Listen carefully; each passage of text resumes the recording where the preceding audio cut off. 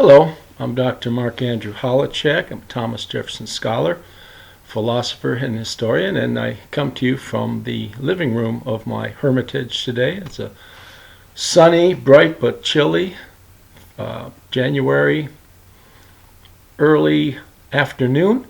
And today I want to talk to you about Thomas Jefferson's rather thorny relationship with Alexander Hamilton. Now, when Jefferson served as minister plenipotentiary of the United States to France, he planned to return home for what he thought would be a brief period, and then to return. But the French Revolution got in the way, and it wound up staying in Virginia. And upon going to his brother-in-law Francis Epps' place at Eppington, stopping there on the way back to Monticello, he had received a missive from President George Washington on October 13th of 1789, which in effect pleaded with him to join his administration as the new Secretary of State. And Jefferson says, "I received it with real regret," he writes in his autobiography. He did not want to engage in politics anymore. He had had his fill, and he'd planned to come home to Monticello and just retire. But nonetheless, as the story goes, and we all know that he accepted. There's Jefferson in the background showing off, got to be on camera. He accepted and became part of the first president's administration. We had Jefferson as Secretary of State, Alexander Hamilton, Secretary of Treasury, Henry Knox, Secretary of War, and Edmund Randolph as Attorney General. So a really quite preeminent group of people there. Now, Jefferson, everyone knows, quickly found himself at loggerheads with Hamilton. The political visions of the two men couldn't have been more antipodal. Okay, Hamilton championed strong centralized government, a strong sense of unity among the states.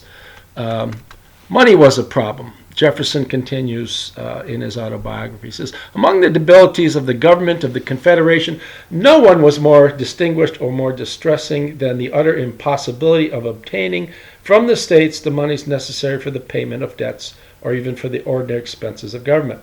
He's referring to difficulties with the Articles of Confederation, that the Articles did not allow the federal government any sense of strength or centrality for payment of debts and for expenses of running a federal government. Okay, so the United States was heavily in debt at the time. It owed France, Spain, and the Netherlands some $10 million, and that was quite a sum at the time. And it owed, there were certain debts from the Revolutionary War, owed soldiers and so forth, of $20 million that went unpaid. And, so what Hamilton argued, what he championed, was in some sense assumption of these debts and payment of all these debts. The Treasury would pay off all the remaining states' debts, right? Issue bonds to give purchasers a stake in the success of the government. The bonds in time would be paid off through increased federal taxes and tariffs. In some, the citizens would be relieved of local taxes, but would assume federal taxes. Now, Hamilton's measure of assumption failed. And Hamilton was really quite disappointed. So that one day he fumbled along Thomas Jefferson, and he arranged to dine with Jefferson. And Jefferson asked if Madison could tag along, and yes, and they talked about some sort of compromise. And what Hamilton suggested is that if you back assumption of states' debts, what I will do is I will try to get some of the northern states interested in moving the capital of the United States to the Potomac, where it currently is at Washington, D.C. And Jefferson agreed to that, and they did pass the bill for assumption.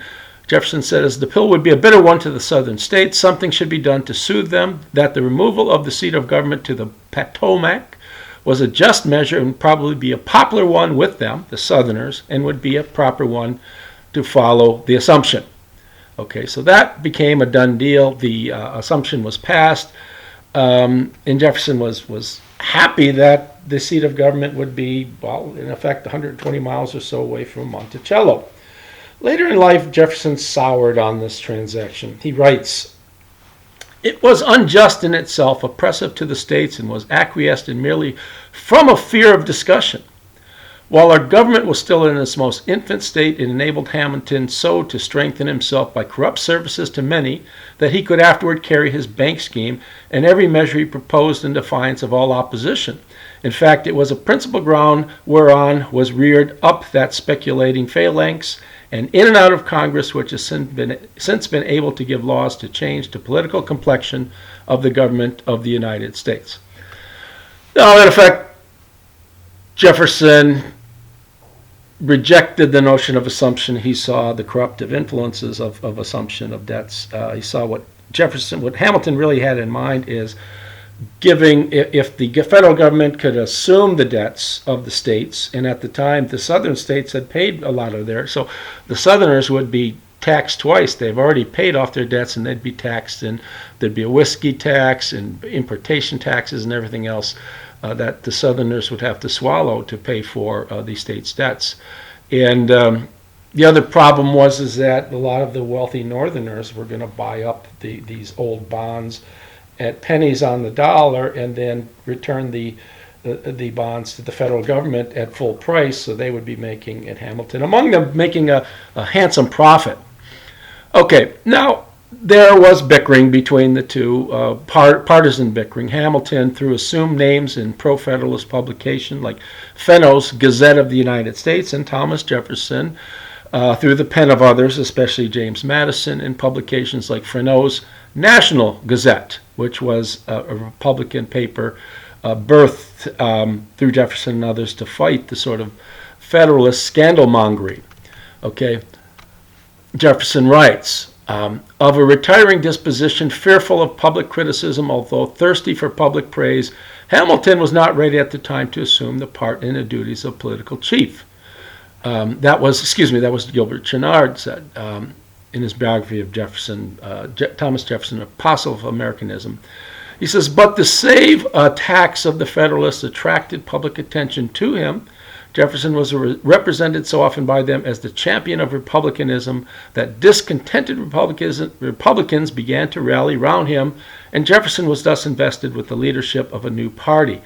What Chenard is saying, in effect, is that Jefferson's feud with Hamilton, and Hamilton, in effect, defined Jeffersonian republicanism through Jefferson's responses to the heavy and thick government that he was proposing through his essays, published essays that were published under pseudonyms. Okay, Jefferson really was always suspicious of Hamiltonian federalism. He writes in his Annus, it had two aims. It was a financial institution first. It was intended as a puzzle to exclude popular understanding and inquiry. Second, it was a machine for the corruption of the legislature.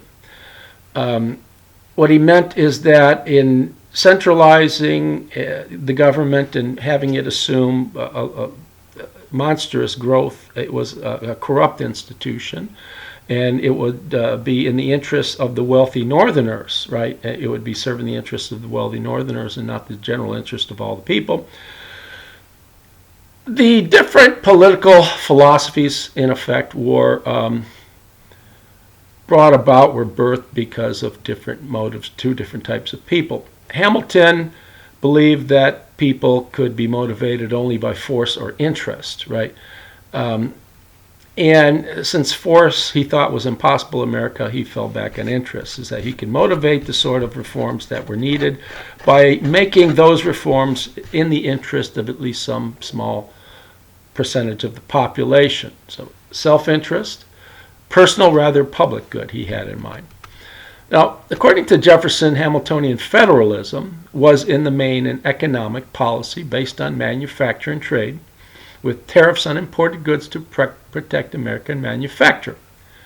For successful manufacture and trade, there had to be stable currency and good governmental credit, founded on substantial debt, which could only be had by a strong centralized government, right, with the national bank and several branches of that bank.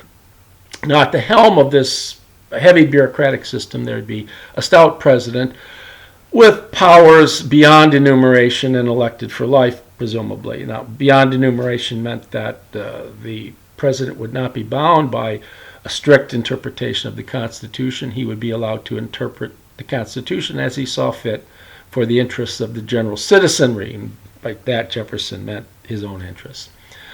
Okay, the model, Jefferson thought, was essentially monarchical, and it was essentially, in effect, the revolution was undertaken by Hamilton, only to put in effect the very same government against which the revolutionists were revolting. He says, Jefferson writes to Washington in a very lengthy letter on September 9, 1792, "No man is more ardently intent to see the public debt soon and sacredly paid off than I am.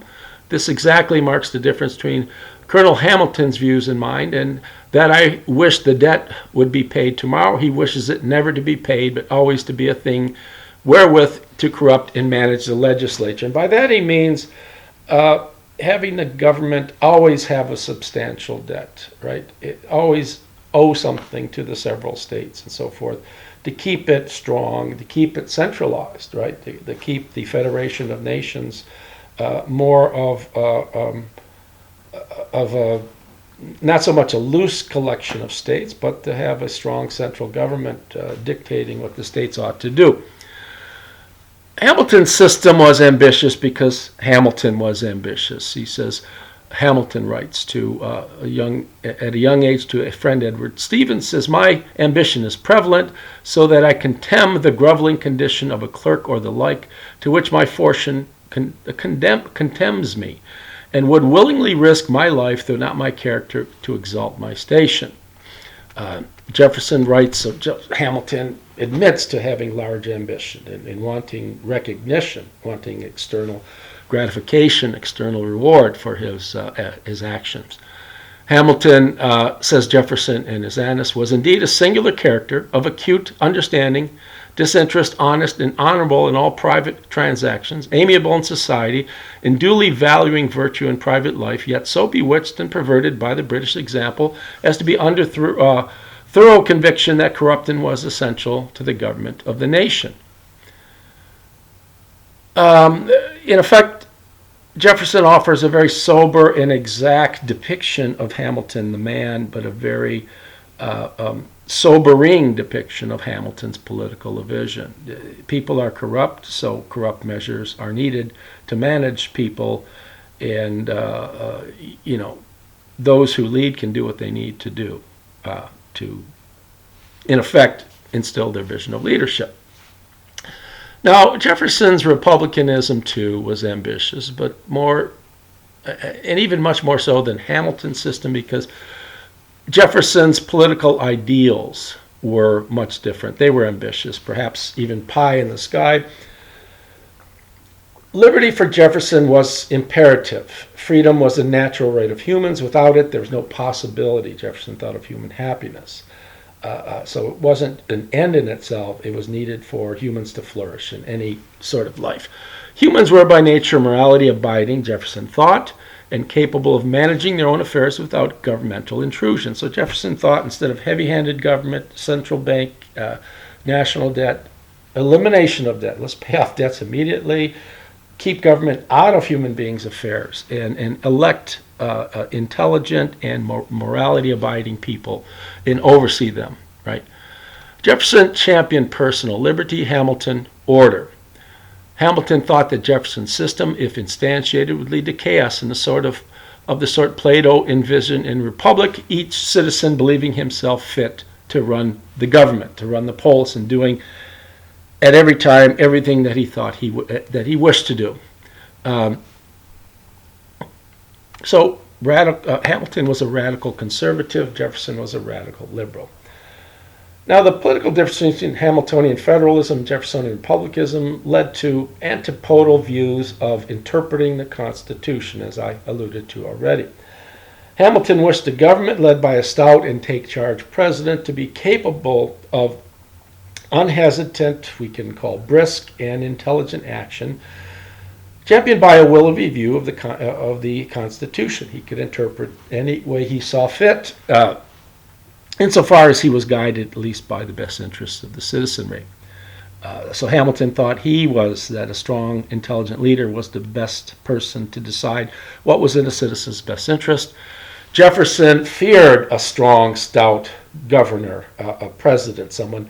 He feared too much power in one person's hands or in the hands of a few people, and he wanted a weak federal government and stronger state governments and local governments, right? And citizens to manage their own affairs. Now, Jefferson was bothered by the notion of the sort of material incentives that Hamilton's systems, it would discourage important and significant occupations like farming and encourage inconsequential engagements like usury. And Hamilton was fond of saying this at times, is, if there's an opportunity to make money, forget about substantial achievements. Hamilton writes to Pommard de Rieux on January 6, 1792, "The rage of gambling in the stocks of various descriptions is such, and the profits sometimes made and therefore always hoped in the line are so far beyond any interest which an individual can give, that all their money and credit is centered in their own views. The bank has just now notified its proprietors that they may call for a dividend of 10% on their capital for the last 6 months. This makes a profit of 26% per annum." And this is the strange part. This is agriculture, commerce, and everything useful must be neglected when the useless employment of money is so much more lucrative. So Hamilton is saying if there are opportunities for making money, by making money, but not producing anything, by not doing anything useful, then for God's sakes, by all means, the intelligent person will do it. Okay, now the bickering between the two really managed and angered George Washington, and Washington wrote letters both to Hamilton and Jefferson and asked them to stop the bickering and come up with some sort of intelligent way of managing their dispute. Okay, and Jefferson wrote a very long letter, which I've recently done on 1 Word 5 Questions with Donna Vitek. He says Hamilton's system flowed from principles averse to liberty and was calculated to undermine and demolish the republic by creating an influence of his department over the members of legislature. So he was interested in instilling a corrupt government, heavy-handed government, again of the sort that existed in England, and would make the actions of the American Revolution to be de trop, would be otiose. Gordon Wood talked of, I think quite rightly, of the pie-in-the-sky nature of Jeffersonian republicanism. He says the very innocence and impracticability of many of Jefferson's opinions, their utopianism. He says Jefferson's vision of a world free from coercion and war, free from accumulated debts and regulations of the past, and free from corruption. This vision was an inspiring antidote to the prudential, mundane, and humdrum world of congressional politics. Yet, as inspiring, right, as it was to the people, it was impracticable. And as I've said in several publications, Wood was probably correct. Jefferson's fault is that he was too much of an optimist and so forth. Now, Jefferson's political views would in time win the day, at least for the time being, to some extent, as he was elected president in 1800 and 1804. But that's not to say that he reversed some of the policies that were put in place, like a central bank and so forth. And, so I mean, he actually, even though Jefferson's vision, and Jefferson became president, and there was the presidency of Madison thereafter and Monroe thereafter, so there were 6 terms of Jeffersonians right after that. In effect, one could argue that Jefferson won the day in the short term, but in the long term, Hamilton's vision won out. And Jefferson recognized that things were going in a Hamiltonian direction later in life. He writes to William Short in the year before he died that the political differences between himself and Hamilton were differences in 2 types of temperament dictated by nature. Take away this and some more dangerous principle of division will take its place, he writes. Now, I hope you enjoyed this rather lengthy talk on the differences between Hamilton and Jefferson, and sort of handicapped by using a different computer in a different location today. And I hope you enjoyed it, and if you did, please like the page. Thank you very much.